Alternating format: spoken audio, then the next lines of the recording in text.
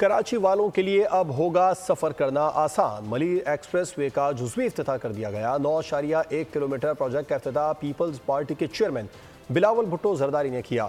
39 kilometre کے project پر 55 ارب روپے کی لاگت آئی۔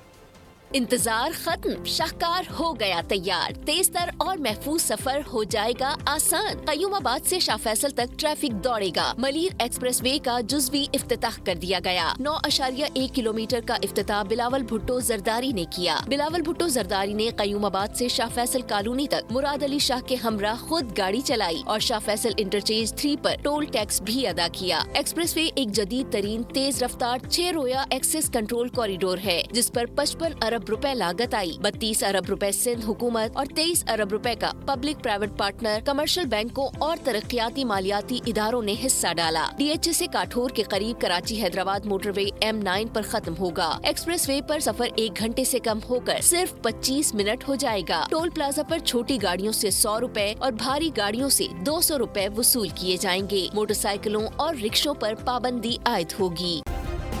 سبسکرائب کریں اور بیل دبائیں تاکہ کوئی خبر رہ نہ جائے۔